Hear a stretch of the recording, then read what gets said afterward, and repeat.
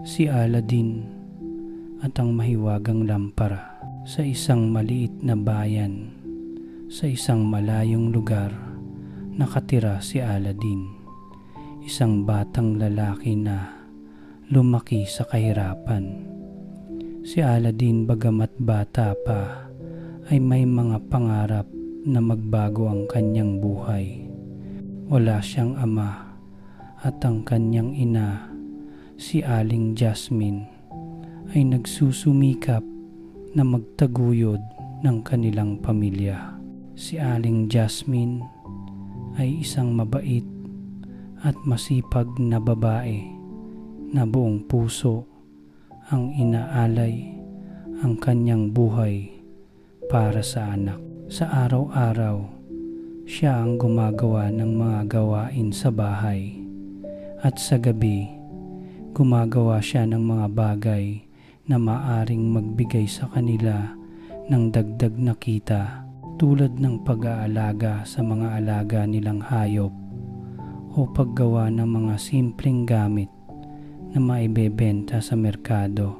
Bagamat hindi man kayaman, masaya naman si Aladdin at ang kanyang ina sa simpleng buhay na mayroon sila. Habang bata pa, madalas na maglaro si Aladdin sa mga kalye ng kanilang maliit na bayan. Dahil sa hirap ng buhay, hindi siya nakakapag-aral sa paaralan tulad ng ibang mga bata. Kaya naman, madalas siyang magtulungan kay Aling Jasmine sa mga gawaing bahay tulad ng paglilinis, paghuhugas ng pinggan, at pagtulong sa paghahanap ng mga bagay na maibebenta sa palengke. Ngunit sa kabila ng lahat ng ito, hindi maaalis ni Aladdin ang pagkakaroon ng mga pangarap na balang araw mababago ang buhay nila at makakamtan nila ang mga bagay na sa ngayon ay tanging sa mga mayayaman lang nararapat. Si Aladdin ay may isang matamis na ngiti at mga mata na kumikislap, puno ng mga pangarap. Ibinubukas sa kanya ng kanyang ina ang mundo ng pagtulong at pagpapahalaga sa bawat maliit na bagay sa buhay. Ngunit hindi maiiwasan ni Aladdin na mangarap ng mas maginhawang buhay. Sa kabila ng simpleng buhay, natutunan niyang magtiwala sa sarili at magsikap. Hindi rin naman lingid kay Aladdin na ang kanilang bayan ay puno ng mga tao na may iba't ibang antas ng buhay. May mga mayayaman at may mga tulad nilang naghihikahos. Ngunit sa bawat araw, nararamdaman ni Aladdin ang pangarap na balang araw ay makikita siya sa isang mas maginhawang lugar, isang lugar na puno ng yaman at kasikatan. Kaya naman, tuwing gabi, bago matulog, laging sumasagi sa isipan ni Aladdin ang mga pangarap na magbibigay sa kanila ng mas maginhawang buhay. Isang araw, habang naglalakad si Aladdin sa palengke ng bayan, may isang kakaibang tao na nakatagpo sa kanya. Siya ay isang matandang lalaki na may kakaibang anyo.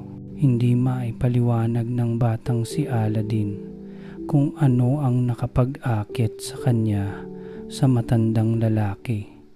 Ngunit may kakaibang pakiramdam siyang sumagi sa kanyang isipan. Ang matandang lalaki ay may isang mapanlinlang na itsura, ngunit may mga mata na kumikislap ng lihim. Si Aladdin, na hindi pa masyadong nakakaranas ng ganitong klaseng pakikipag-ugnayan, ay natuwa at napansin ang lalaking ito. tinawag siya ng matandang lalaki at nagsimulang makipag-usap. Aladdin, ikaw ba ay may mga pangarap na makamtan? Tanong ng matanda sa kanya. Napaisip si Aladdin. Sa kanyang murang edad, naramdaman niyang may malalim na ibig sabihin ang tanong ng matandang lalaki. Hindi niya alam kung paano sasagutin ang tanong, ngunit inisip niya na baka ito na ang pagkakataon na magbago ang kanilang buhay. Opo, sagot ni Aladdin. Nais ko pong matulungan ang aking ina at magkaroon kami ng mas maginhawang buhay. Ang matandang lalaki ay ngumiti at sa kanyang mga mata nakita ni Aladdin ang isang uri ng misteryo at kapangyarihan. Ang matandang lalaki ay nagsimulang magpaliwanag. Aladdin, sabi ng matanda, alam ko ang iyong mga pangarap. Ako'y isang mago na may kakayahang magbigay sa iyo ng pagkakataon na matupad ang iyong mga hiling. May isang bagay akong may aalok sa iyo at kung ikaw ay magtutulungan sa akin, ang iyong buhay ay magbabago magpakailanman. Naguluhan si Aladdin, ngunit isang bahagi ng kanyang puso ang nagsabi na ito na nga ang pagkakataon na matupad ang kanyang mga pangarap. Bagamat natatakot, nagpasya siyang makinig sa matandang lalaki. Ang matanda ay nagpaliwanag pa. Alam mo ba, Aladdin, na may isang mahiwagang lampara na matatagpuan sa isang lugar na tinatawag na Cave of Wonders. Ang lampara na ito ay may kapangyarihan na magbigay ng mga kahilingan at matutulungan kang makamit ang iyong mga pangarap. Ngunit may mga babala akong ibinibigay sa iyo.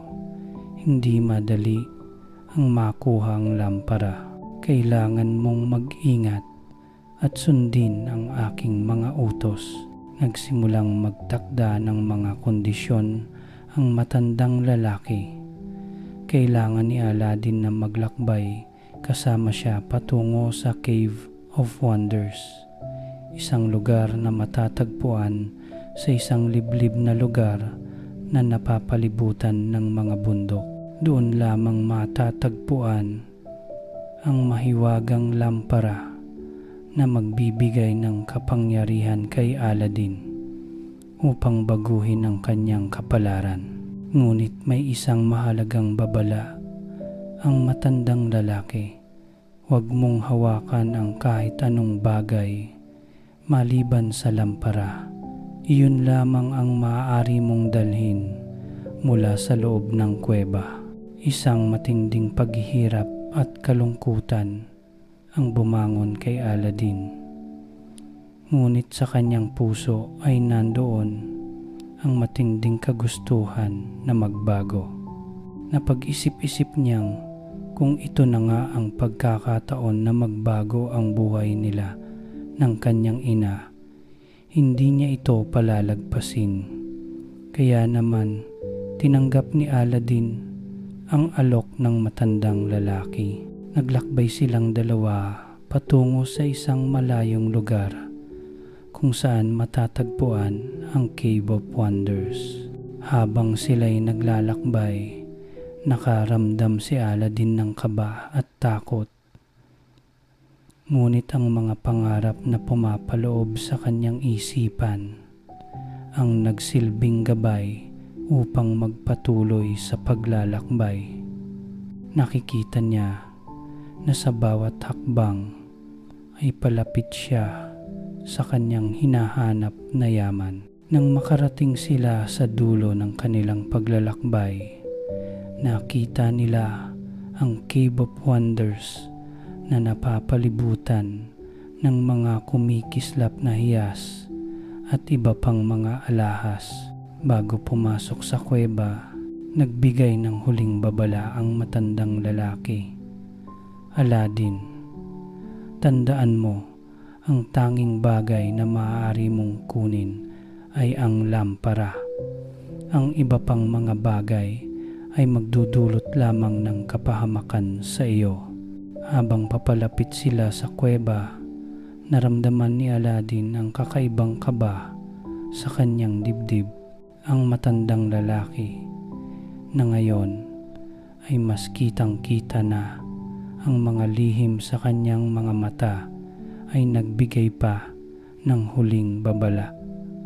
Kapag pumasok tayo sa loob ng kuweba, tandaan mo, Aladdin, isang maling galaw lang at maaari kang mapahamak. Ang mga bagay na naroroon ay may sariling buhay at kalikasan. Ang mga hiyas at alahas na matatagpuan mo sa loob ay may mga kapangyarihan na hindi mo kayang kontrolin, kaya't huwag magpapadala sa tukso. Ang tanging layunin mo ay ang makuha ang mahiwagang lampara at walang iba. Si Aladdin, na kahit nakabado ay puno ng determinasyon, ay nagpatuloy na sumusunod sa matandang lalaki. Habang binabaybay nila ang madilim na daan patungo sa pook na tinatawag na Cave of Wonders, napansin ni Aladdin na ang mga bundok na nakapaligid sa kuweba ay parang nagtatago ng isang lihim. Ang mga bato ay parang may mga mata, at ang hangin ay may kakaibang amoy na nagpapataas ng tensyon sa paligid. Pagdating nila sa bibig ng kuweba, nakita ni Aladdin ang isang napakaliwanag na liwanag na parang sumisikat mula sa ilalim ng lupa. Ang liwanag ay mula sa mga alahas at hiyas na nakakabit sa mga pader ng kuweba. Ang buong lugar ay kumikinang na parang isang alahas na hindi pa nadidiskubre ng buong mundo. Laking gulat ni Aladdin nang makita niya ang napakaraming alahas at mga ginto na nakakalat sa paligid. Aling mga alahas na ito ay nakatago sa mga lihim na lugar ng kuweba. Wika ng matandang lalaki habang tinitingnan si Aladdin. Ngunit ang iyong layunin ay ang makuha ang lampara. Huwag kang magpapadala sa mga tukso. Kung magpapakipot ka at mahulog sa tukso, ikaw ay magiging isa sa mga nilalang na nagsisisi sa kanilang mga desisyon. Nagpatuloy sila sa paglalakad at hindi nagtagal, nakarating sila sa isang madilim na parte ng kuweba. Dito ay nagbago ang pakiramdam ni Aladdin dahil naramdaman niyang ang kuweba ay may isang espiritu ng lihim. Ang mga pader ay nagbabalik ng echo ng bawat hakbang na kanilang tinatahak. Si Aladdin ay nakaramdam ng takot at magkahalong mga emosyon, isang pakiramdam ng pagkabighani sa ganda ng lugar at isang pakiramdam ng matinding kaba. Nasa dulo ng kuweba, isang pedestal na may isang maliit na lampara ang nakatayo. Ang lampara ay mukhang napaka-ordinaryo, ngunit may kakaibang aura na bumabalot dito. Sa mga mata ni Aladdin, ito ay tila ang pinakamatamis na bagay na nakita niya sa buong buhay niya. Tumigil siya sandali at tinitigan ang lampara. Pumangit ang kanyang pakiramdam nang may naramdaman siyang isang pagsabog ng enerhiya na nagmumula dito. na nagpapalakas sa kanyang mga kamay. Yan na, sabi ng matandang lalaki. Diyan mo makikita ang bagay na magbibigay sa iyo ng lahat ng iyong mga pangarap. Hawakan mo ito at magkakaroon ka ng kapangyarihang magbago ng iyong buhay. Ngunit bago pa man hawakan ni Aladdin ang lampara, isang matinding ingay ang umabot sa kanila. Ang buong kuweba ay tila umuugong. Mabilis na tumingin si Aladdin sa paligid at nakita niyang nagsisimulang magbago ang paligid. Ang mga hiya sa paligid ay naglalabas ng mga liwanag na parang nagiging buhay na, at ang mga alahas ay nagsimula ring mag-alog. May mga tunog na parang boses ng mga nilalang na nagmumula sa pader ng kuweba. Habang nagpatuloy ang ingay, tila may mga puwersang nagtatangkang pigilan siya sa kanyang misyon. "Tumigil ka, Aladdin!" sigaw ng matandang lalaki. Ngunit sa halip na matakot, mas lalong lumakas ang determinasyon ni Aladdin. Isang hakbang pa at nasa harap na siya ng lampara. "Ito na," wika ni Aladdin sa kanyang sarili, at sa isang mabilis na galaw, kinuha niya ang lampara mula sa pedestal. Pagkakuha niya ng lampara, agad na huminto ang lahat ng ingay sa paligid. Ang mga pader ng kuweba ay tila napakabilis na nahulog sa katahimikan, at ang mga hiyas at alahas na kanina ay kumikislap ay naging tahimik. Tanging ang liwanag ng lampara na hawak ni Aladdin ang nagbigay ng ilaw sa buong kuweba. Habang hawak ni Aladdin ang lampara, napansin niyang may kakaibang nararamdaman siyang kapangyarihan mula dito. Ang lampara ay tila may buhay at parang may isang tinig na nagsasalita sa loob nito, ngunit hindi niya ito maintindihan. Naramdaman ni Aladdin na ang bagay na hawak niya ay hindi basta-basta. Mula sa loob ng lampara, naramdaman niya ang isang puwersang napakalakas. Ngunit kasabay ng lakas na iyon ay isang pakiramdam ng takot at kaba. Nang mabilis na tumingin si Aladdin sa paligid, nakita niyang ang matandang lalaki ay tinitingnan siya ng masama.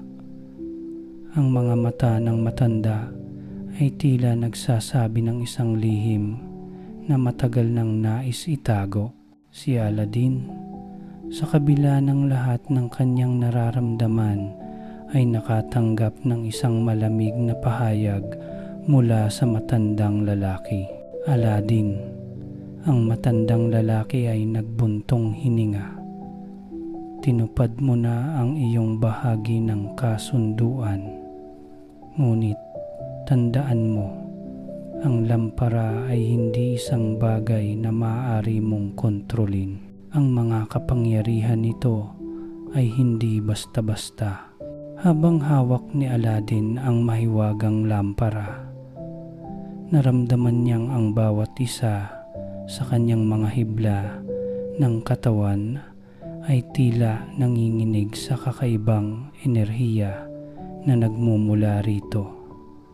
Ang lampara ay naglalabas ng isang makulay na liwanag na para bang may isang nilalang na nagsimulang magising mula sa loob. Biglang sumabog ang liwanag mula sa loob ng lampara, at bago pa man magawa ni Aladdin na bawiin ang kamay mula dito, isang malalakas na tunog ng hangin at alon ng enerhiya ang dumaan. Isang malakas na boses ang umalingaw-ngaw sa loob ng kuweba. "Ikaw na, anak ng tao, na naglabas ng aking pangalan. Ako ang genie ng lampara, at sa ngayon ikaw ay aking master. Si Aladdin ay napaatras at natulala. Hindi niya kayang paniwalaan ang kanyang mga naririnig. Ang lampara na kinuha niya ay hindi lamang isang ordinaryong bagay. May isang makapangyarihang nilalang sa loob nito. Nagtaka siya kung paano mangyayari ito. At sa kabila ng takot na nararamdaman, tinanong niya ang genie, Ikaw ba talaga ang genie? Paano ito nangyari? Ano ang ibig mong sabihin sa pagiging aking master? Ang genie na ngayon ay nagmistulang isang higanteng nilalang na may katawan ng usok at liwanag ay ngumiti. Oo, ako ang genie ng lampara. At ikaw, Aladdin, ay may 3 hiling na maaari kong tuparin. Ako ang magbibigay sa iyo ng kapangyarihan upang makamit ang anumang bagay na iyong nais. Pero tandaan mo, 3 hiling lamang at pagkatapos ay wala nang higit pa. Ako ay hindi isang tagapagtulong para sa lahat ng iyong kagustuhan, kaya't gamitin mo ito ng wasto. Si Aladdin, na parang hindi pa rin makapaniwala sa nangyayari, ay natagpuan ang sarili na nahulog sa isip ng isang tanong. 3 hiling? Paano ko malalaman kung ano ang tamang hilingin? Ang genie ay ngumiti ng maluwang. Minsan, Aladdin, ang pinakamahalagang bagay na dapat mong hilingin ay ang mga bagay na makikinabang ka, hindi lamang para sa sarili mo, kundi para rin sa iba. Ngayon, gamitin mo na ang unang hiling. Ano ang nais mong mangyari? Nag-isip ng malalim si Aladdin. Ang mga pangarap niyang matulungan ang kanyang ina at mapabuti ang kanilang buhay ay agad sumagi sa kanyang isipan. Ang kanyang ina na palaging nagsasakripisyo para sa kanilang buhay ay karapat-dapat ng mas maginhawang pamumuhay. Ngunit hindi lamang iyon, natutunan din ni Aladdin na may higit pang mga bagay na maaari niyang hilingin. Matapos ang ilang saglit na pag-iisip, tumingin siya sa genie at nagsalita. Ang una kong hiling, genie, ay ang magkaroon kami ng buhay na maginhawa para sa aking ina. Nais ko ng kasaganahan, ngunit higit sa lahat, nais kong makita siyang masaya at walang iniintindi. Sana'y magkaroon kami ng mga bagay na magpapabago sa aming buhay. Ang genie ay nagtaas ng kanyang mga kamay at nagsimula ang liwanag mula sa lampara. Biglang pumasok ang isang malakas na hangin sa paligid ni Aladdin at sa isang kisap mata, ang buong paligid ay nagbago. Ang kanilang simpleng tahanan na nasa tabi ng kalsada ay naging isang marangyang palasyo. Ang mga dingding ay pinalamutian ng mga gintong detalye at ang mga kwarto ay puno ng mga mamahaling gamit at kasangkapan. Ang kanyang ina ay napatingin sa paligid at nagtaka. Anak, anong nangyari? Tanong ni Aling Jasmine na tumayo mula sa kanyang upuan sa isang tahimik na kwarto. Si Aladdin na namangha sa nakita ay ngumiti at nagsabi, Inay, ito po ang kapangyarihan ng genie. Ang unang hiling ko po ay magkabunga ng buhay na maginhawa para sa atin. Tignan mo po, ito na ang ating bagong buhay. Nagsimula si Aling Jasmine na maglakad sa palasyo. Halos hindi makapaniwala sa nakita. Ang kanilang bahay na noon ay isang simpleng tahanan ay naging isang magandang palasyo. Sa kabila ng lahat ng kaligayahan, nakaramdam si Aladdin ng isang pag-aalinlangan. Tinutukoy niya kung ano ang nararapat niyang gawin sa susunod na hiling. Ngunit bago pa siya mag-isip pa ng iba, napansin niya na ang genie ay nakatayo pa rin sa kanyang harapan. Nakangiti, napili mo ang unang hiling ng mabuti, Aladdin, wika ng genie. Ngayon, ano ang iyong ikalawang hiling?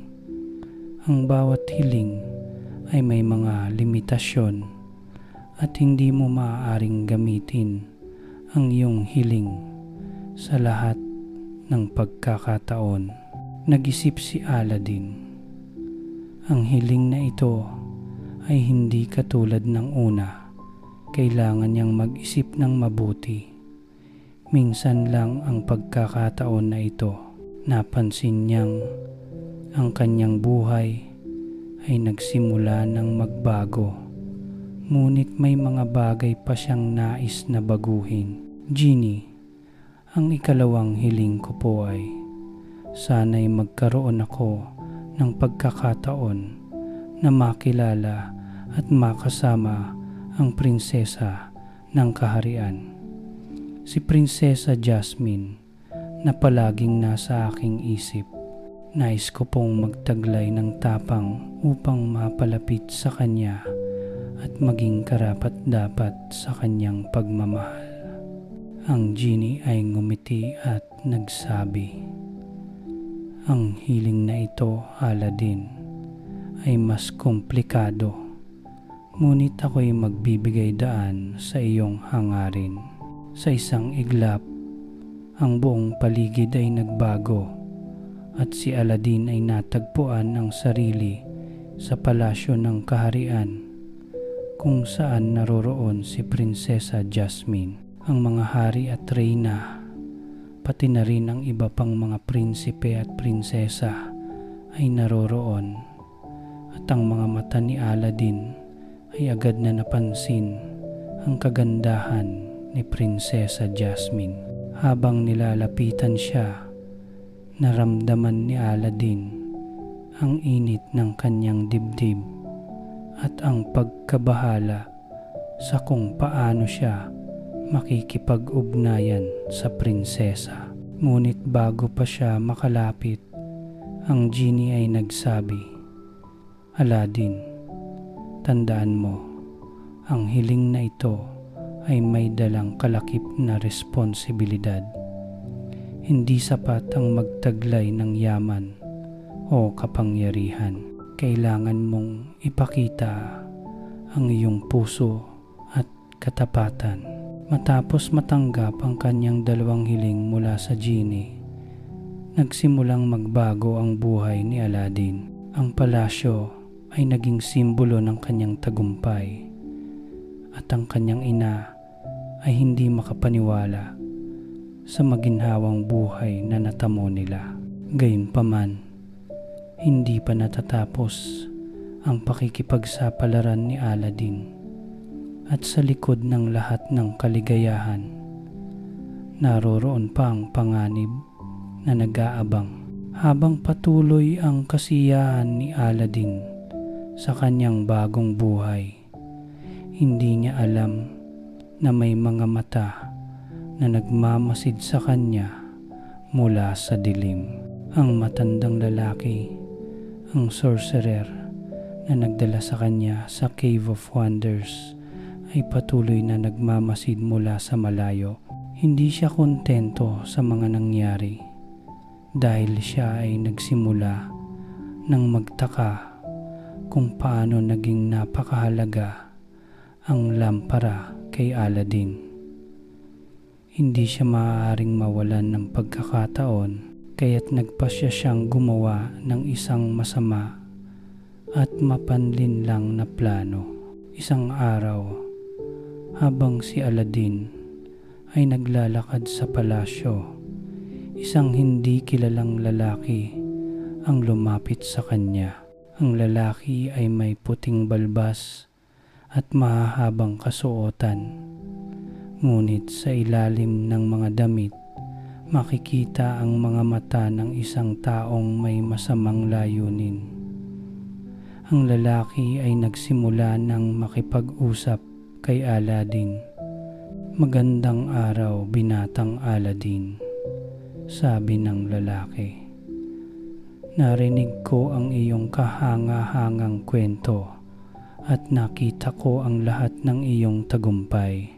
Nais ko sanang iparating ang aking pagbati at ang ilang mga aral na makakatulong sa iyo sa iyong patuloy na pag-unlad."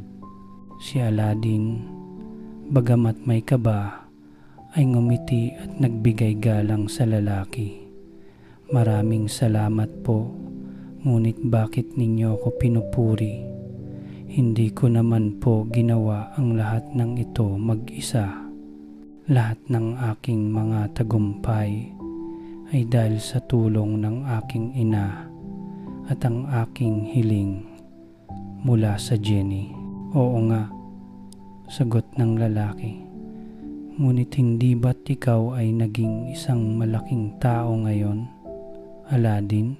Nais ko lamang iparating sa iyo na mayroong mga bagay na hindi mo pa alam at ang iyong tagumpay ay may kaugnayan sa mga bagay na hindi mo nakikita. Kaya, payo ko sa iyo, Aladdin, pag-ingatan mo ang mga tao sa paligid mo." Hindi alam ni Aladdin na ang lalaki sa kanyang harapan ay ang sorcerer na hindi pa nakakalimot sa kanya. Nang maghiwalay sila, napansin ni Aladdin na mayroong isang kakaibang pakiramdam na naglalaro sa kanyang isip. Pero sa kabila ng kanyang mga agam-agam, nagpatuloy siya sa kanyang buhay. Samantala, sa dilim ng gabi, nagtulungan ang sorcerer at ang kanyang mga alagad upang magplano ng kanilang susunod na hakbang. Ang layunin nila ay alisin si Aladdin mula sa kanyang bagong posisyon at maagaw ang mahiwagang lampara na nagbigay kay Aladdin ng lahat ng kanyang kapangyarihan. Ang sorcerer ay gumawa ng isang kasunduan sa sarili. Alam niyang kung magagamit niya ang kapangyarihan ng lampara, makakamtan niya ang lahat ng kanyang pinapangarap, ang paghahari sa buong kaharian. Kaya't nagplano siya ng isang matinding panlilinlang. Ginamit niya ang mga alagad upang makapagbigay ng mga balita na nakakaakit kay Aladdin at pinapalakas nito ang mga hinala ni Aladdin.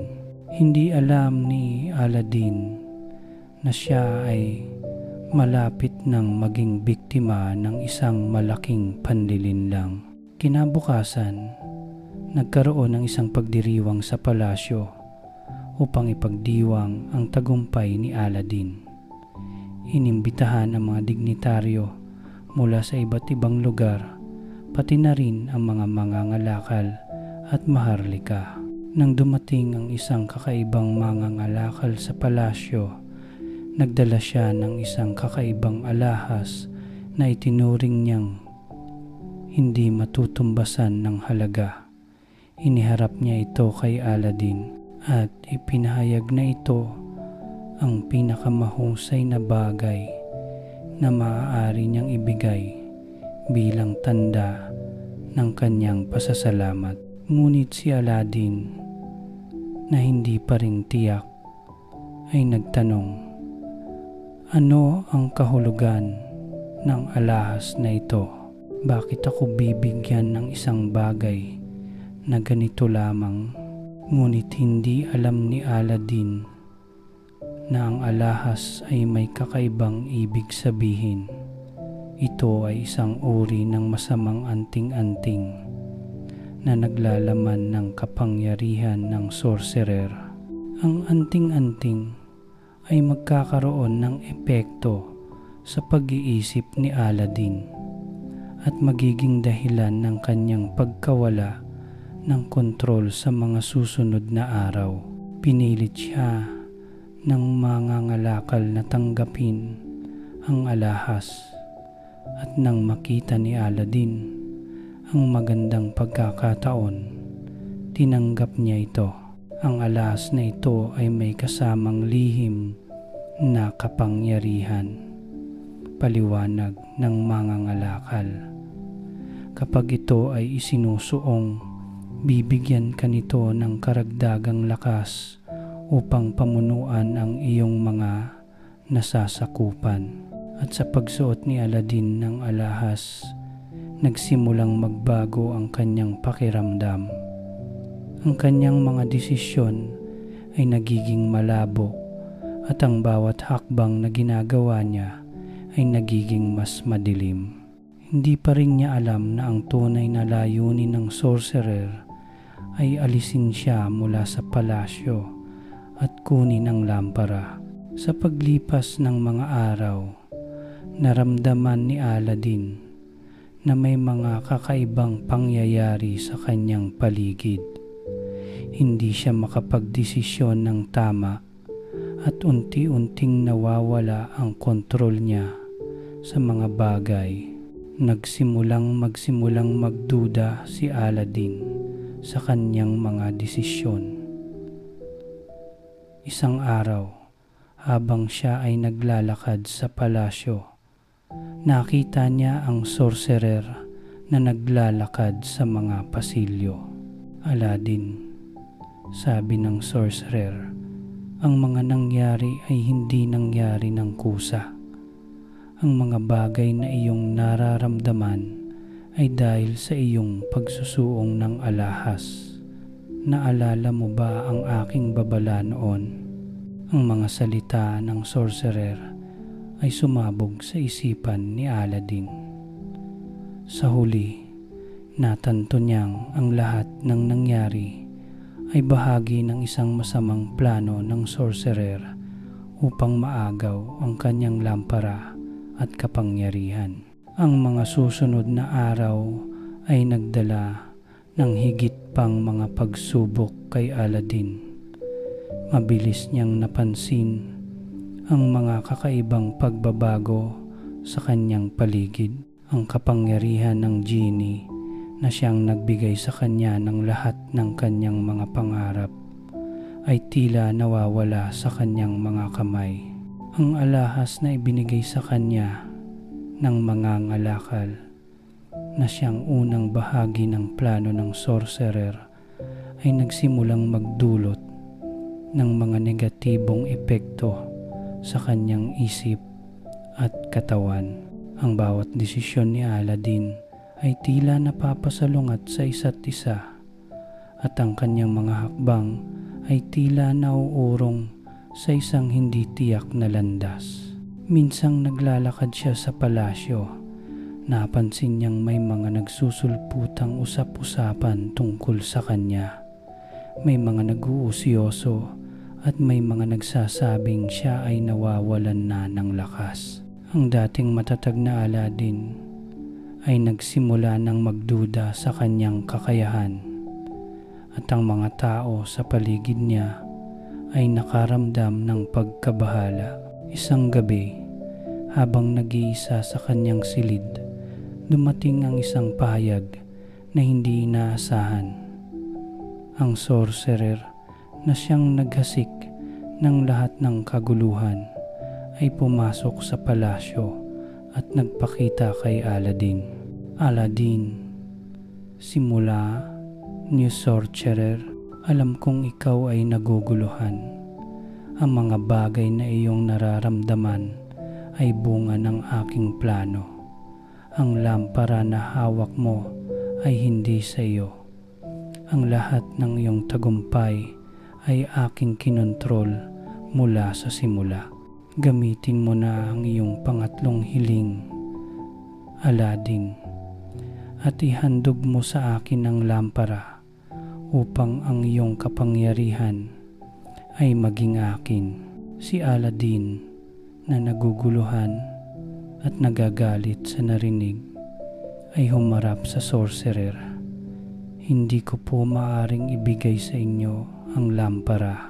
Ang lampara na ito ay nagbigay sa akin ng mga pangarap na nais kong tuparin para sa aking ina at sa aking bayan.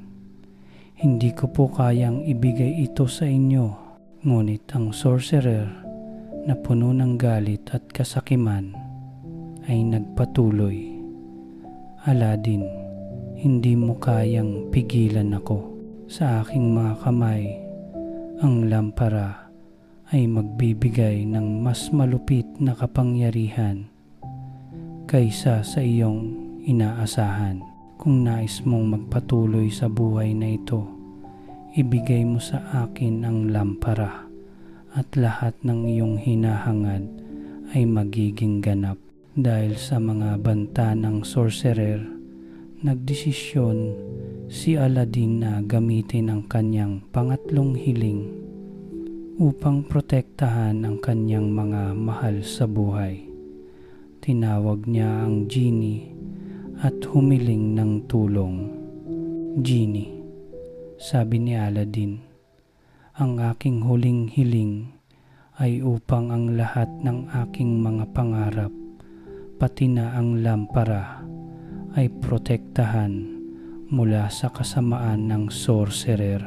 Gusto kong maging malaya ang aking buhay at nais ko rin na maging ligtas ang aking pamilya at bayan. Ang genie na narinig ang hiling ni Aladdin ay tumugon.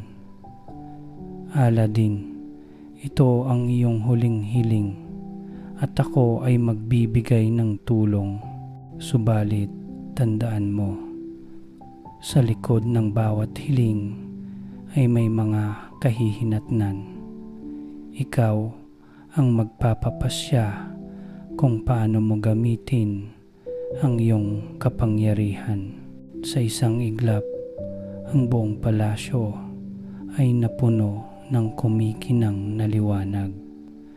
Ang buong paligid ay nag-iba at nagsimulang magbago. Ang sorcerer ay napansin ang pagbabagong ito at natakot sa mga nagaganap. Isang matinding puwersa ang nagpatibay kay Aladdin. Ang genie na nagbigay sa kanya ng mga hiling ay lumitaw mula sa lampara. Ngunit sa pagkakataong ito, ang genie ay nagbago ng anyo, tila nagiging mas malakas at matatag. Ang hiling na ito, Aladdin, ay magsisilbing proteksyon mula sa lahat ng iyong mga kalaban. Wika ng genie. Ngayon, ikaw ay may kakayahang labanan ang kasamaan na dulot ng sorcerer. Nagdesisyon si Aladdin na tapusin ang lahat ng ito. Lumapit siya sa sorcerer at tumayo ng matatag. Hindi ko po kayang ibigay sa inyo ang lampara, sabi ni Aladdin. At wala kayong karapatang kunin ito. Ang kapangyarihan ng lampara ay para sa mga tulad ko na may malasakit sa mga mahal sa buhay at sa bayan. Ang sorcerer ay hindi tinanggap ang hamon na ito at nagbigay ng isang malupit na sigaw.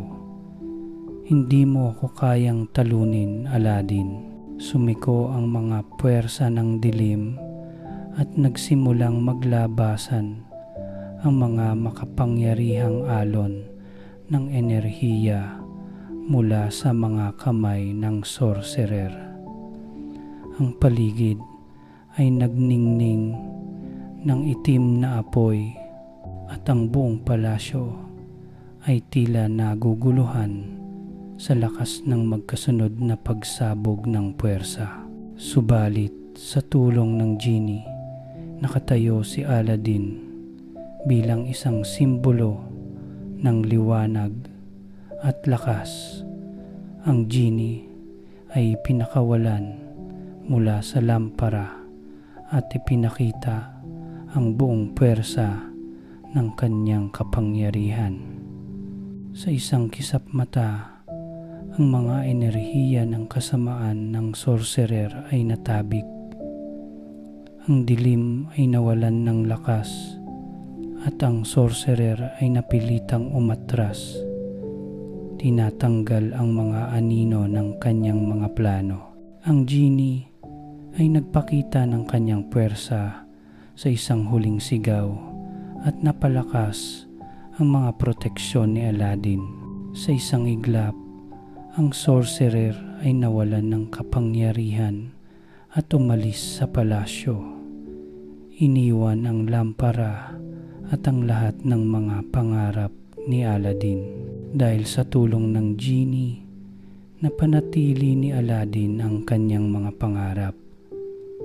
Ang kanyang mga hiling ay natupad at ang lampara ay nanatili sa kanyang mga kamay, simbolo ng lakas at katapatan.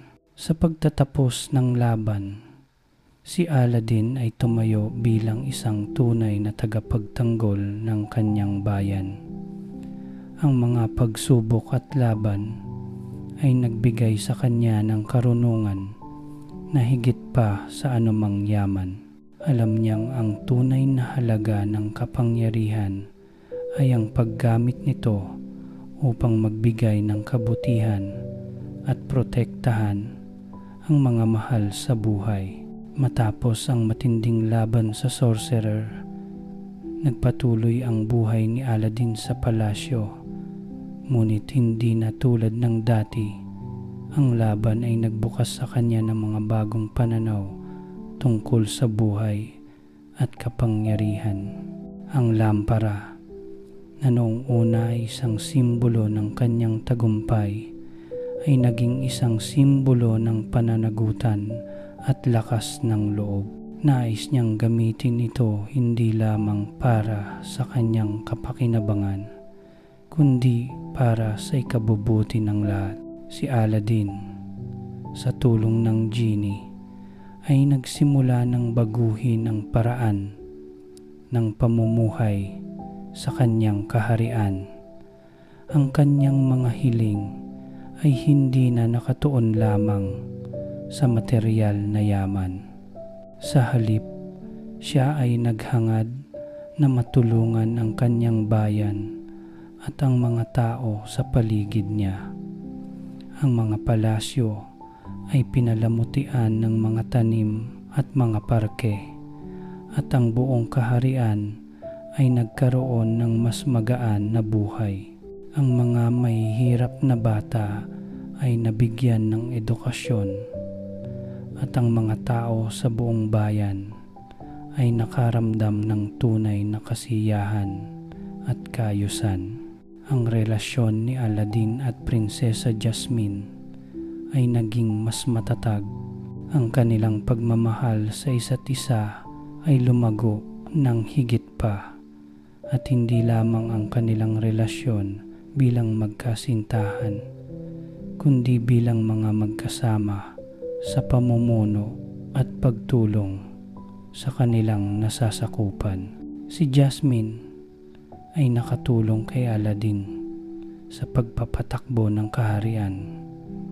Ang kanilang mga plano ay nagtagumpay dahil sa kanilang pagsasama at pagtutulungan. Isang araw, habang sila ay naglalakad sa palasyo, nagsabi si Aladdin kay Jasmine, "Inay, Jasmine, nakikita ko na ang mga pangarap ko ay natupad na.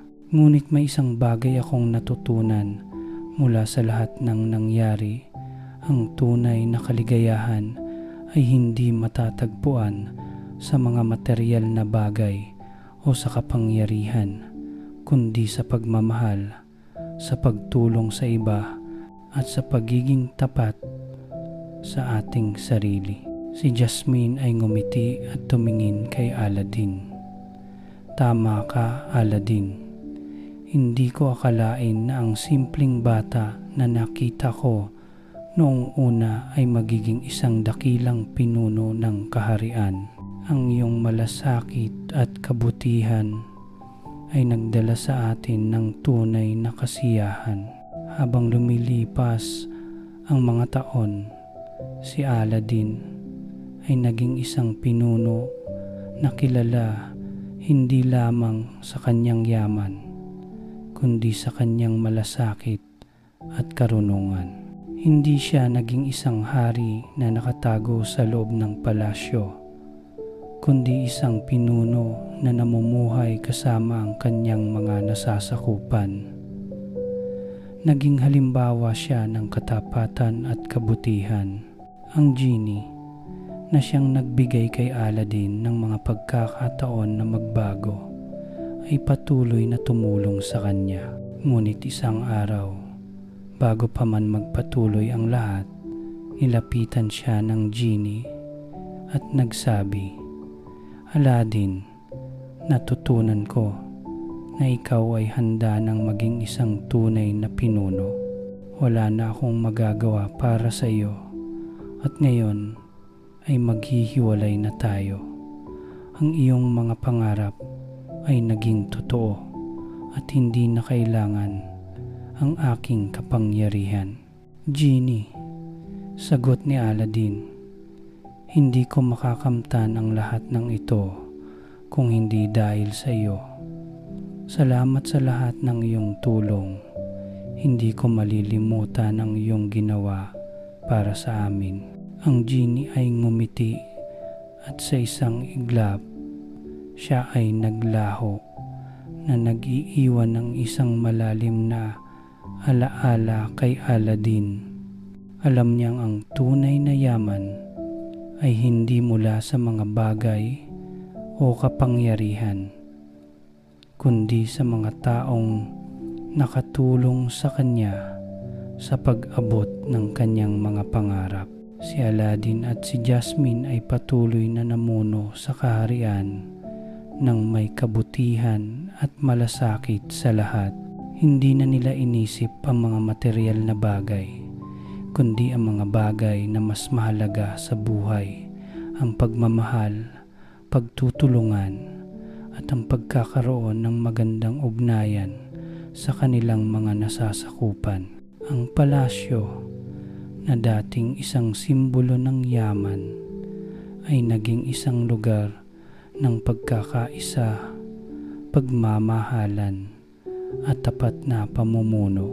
Sa huli, nahanap ni Aladdin ang tunay na kaligayahan, hindi sa paghawak ng mga kapangyarihan o sa pagkakaroon ng mga ari-arian, kundi sa pagmamahal niya kay Jasmine at sa mga taong minamahal niya.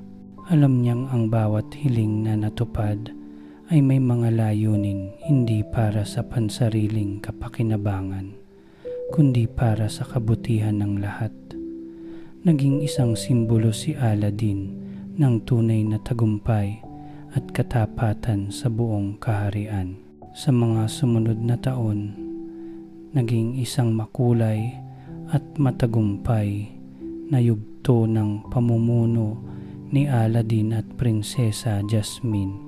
Ang kaharian na kanilang pinamunuan ay hindi lamang umunlad sa material na aspeto, kundi nagbago rin sa espiritual at moral na aspeto.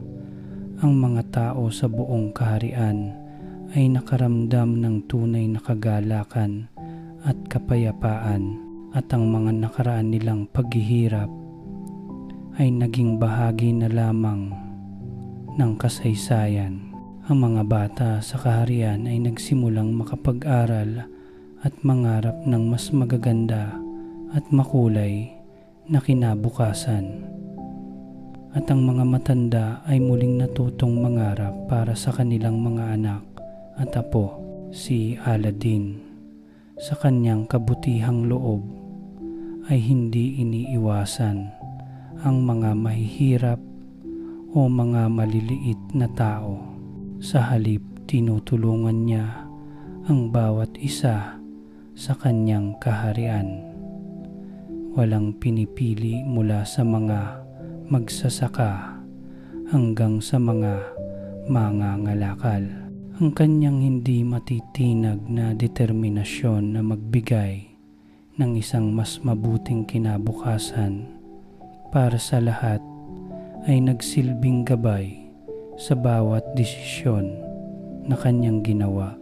Sa kabila ng kanyang mga tagumpay, hindi siya naging arogante ni mapagmataas. Si Aladdin ay patuloy na namuhay bilang isang makatawid at mapagpakumbabang pinuno.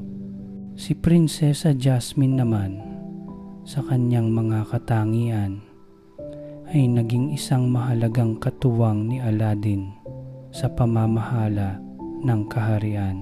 Siya ay hindi lamang isang prinsesa sa ngalan, kundi isang matalino at matatag na pinuno.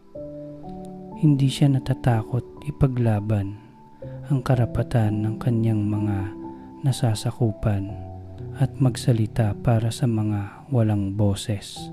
Ang kanilang pagsasama ni Aladdin ay hindi lamang isang ugnayan ng magkasintahan, kundi isang matibay na partnership sa pamumuno.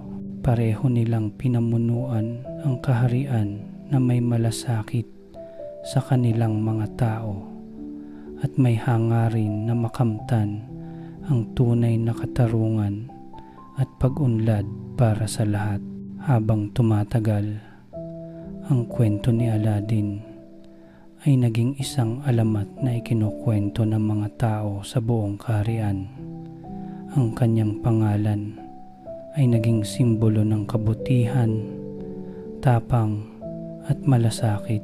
Si Aladdin, na dating isang batang mahirap na lalaki, ay naging isang halimbawa ng tagumpay na hindi nasusukat sa yaman o kapangyarihan, kundi sa malasakit sa iba.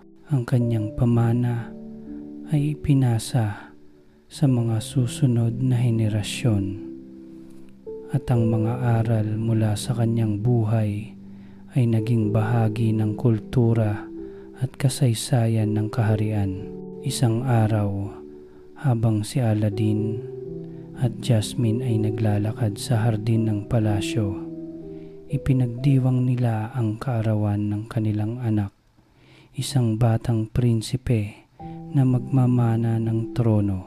Ang kanilang anak, na tinawag nilang Zahir, ay lumaki sa ilalim ng mga aral ng kanyang mga magulang. Si Zahir ay isang masigasig na bata na may malasakit sa mga tao at may pangarap na mapabuti pa ang kaharian.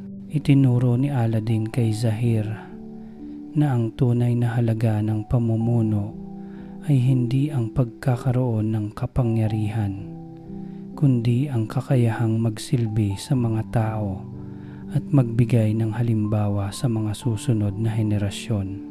Zahir, sabi ni Aladdin sa kanyang anak habang sila ay naglalakad sa hardin, ang pinakamahalagang bagay na matutunan mo ay ang maglingkod sa iyong mga kababayan. Ang yaman at kapangyarihan ay hindi magsisilbing sukatan ng iyong tagumpay, kundi ang pagmamahal at malasakit na ibinubuhos mo sa iyong nasasakupan. Si Zahir, na nakikinig sa kanyang ama, ay sumagot, "Ama, itutuloy ko po ang inyong mga aral. Nais ko ring maging tulad ninyo, isang pinuno na tapat at may malasakit sa mga tao. Ang kaharian ay magiging maganda lamang kung tayo ay nagsisilbi sa isa't isa," dagdag ni Aladdin. Ikaw, Zahir, ay may malaki pang papel na gagampanan sa hinaharap.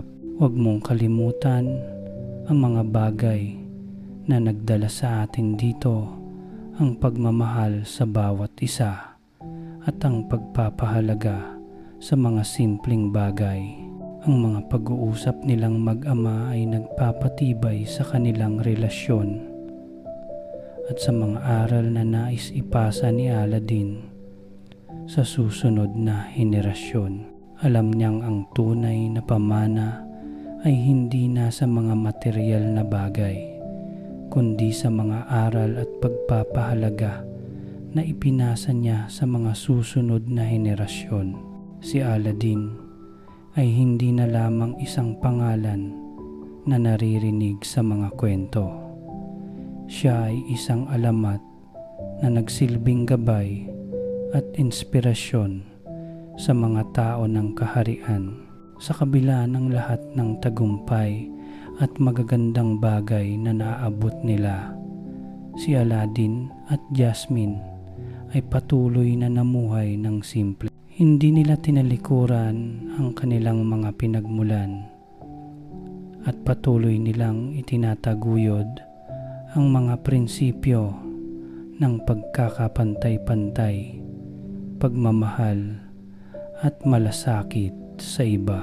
Hindi nila nakalimutan na ang tunay na halaga ng kanilang buhay ay hindi nakabase sa yaman o kapangyarihan, kundi sa kabutihan at pagmamahal na ibinabahagi nila sa iba. Sa pagtanda ni Aladdin, siya ay nakatagpo ng tunay na kapayapaan at kaligayahan.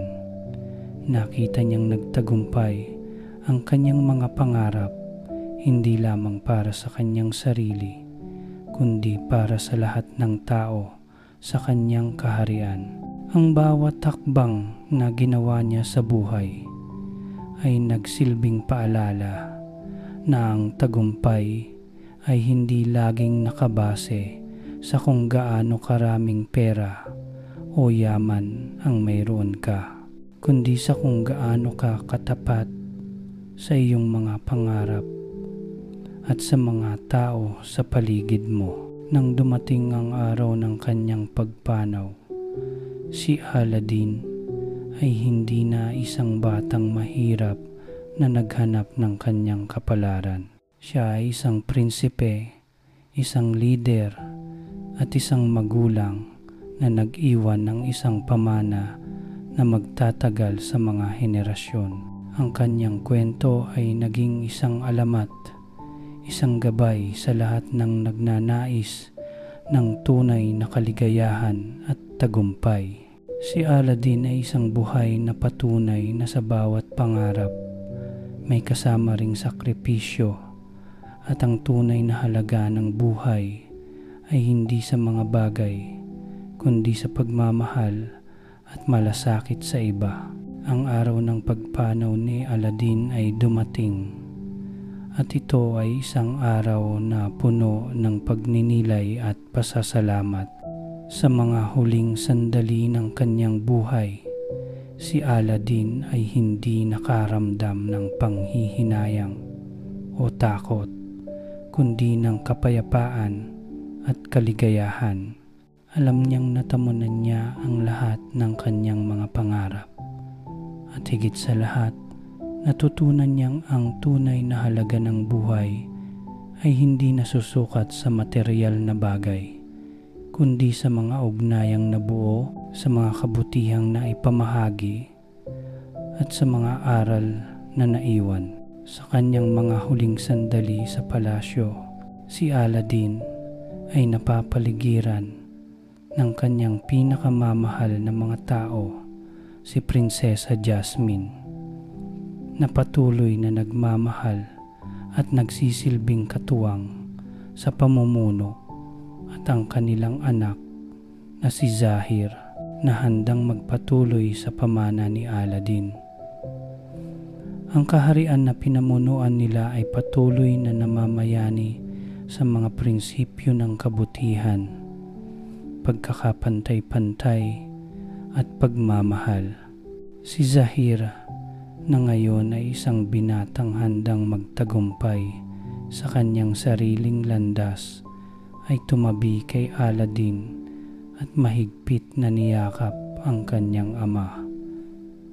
"Ama," sabi ni Zahir, "salamat po sa lahat ng inyong itinuro sa akin. Hindi ko po makakamtan ang mga pangarap ko kung wala ang mga aral ninyo." Si Aladdin ay ngumiti at sa isang mahinahong tinig nagwika, "Zahir, ikaw ang magiging susunod na guro at pinuno ng kaharian. Huwag mong kalimutan na ang tunay na yaman ay nasa pagmamahal at malasakit sa mga tao. Laging maglingkod ng tapat at maging handa sa mga hamon ng buhay." Nagpatuloy si Aladdin, "Sa iyong pamumuno, Zahir, alalahanin mong ang bawat hakbang na iyong gagawin ay hindi lamang para sa iyong sarili, kundi para sa kabutihan ng lahat. Magtulungan tayo upang ang ating mga pangarap ay hindi mawalan ng saysay." Sa kanyang mga mata, si Aladdin ay nakita ang matamis na pagnanasa at pangarap ni Zahir na magtagumpay sa pamumuno. "Makikita ko na ang mga pangarap ko ay magpapatuloy sa iyo, anak," dagdag ni Aladdin. Si Jasmine na nakatayo sa gilid ay lumapit at niyakap si Aladdin. "Aladdin, ikaw ay isang dakilang asawa, ama at pinuno. Pinuno ka ng pagmamahal at tapang. Ipinagpapasalamat ko ang bawat araw na naging magkasama tayo." Ang mga huling sandali ni Aladdin ay puno ng pagmamahal at sa kabila ng kanyang pagpanaw, alam niyang natamo niya ang pinakamahalagang tagumpay, ang magbigay ng kabutihan sa iba at mag-iwan ng isang makulay na pamana. Si Aladdin ay hindi na isang batang lalaki na naglalakbay upang maghanap ng kapangyarihan o yaman. Siya ay naging isang simbolo ng tunay na tagumpay, ang tagumpay na nagmumula sa malasakit. Pagkakaroon ng malasakit sa kapwa at pagiging tapat sa mga pangarap. Nang siya ay pumanaw, hindi lamang ang kaharian ang nagluksa, kundi pati na rin ang mga tao na nakatagpo ng inspirasyon sa kanyang buhay. Ang kwento ni Aladdin ay naging isang alamat na ipinamamana sa mga henerasyon.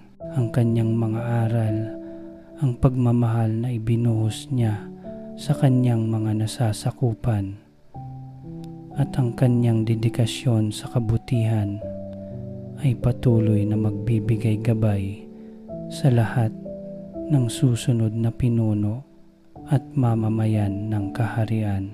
Ang buhay ni Aladdin ay nagsilbing paalala na ang tunay na kayamanan ay hindi nasa mga bagay na materyal, kundi sa mga karanasang may kabuluhan, sa mga pagkakaibigan at sa pagmamahal sa pamilya. Si Aladdin, na nagsimula bilang isang batang mahirap, ay naging isang simbolo ng tagumpay na hindi nasusukat sa halaga ng yaman, kundi sa halaga ng malasakit, katapatan at tapang. Sa huling sandali ng kanyang buhay, si Aladdin ay pumikit at iniisip ang mga magagandang alaala ng kanyang buhay, ang kanyang ina, si Jasmine, ang kanilang anak na si Zahir, at ang mga tao ng kaharian. Ang kanyang puso ay puno ng pasasalamat at siya ay pumasok sa isang mas tahimik na mundo. Alam na ang kanyang pamana ay magpapatuloy magpakailanman.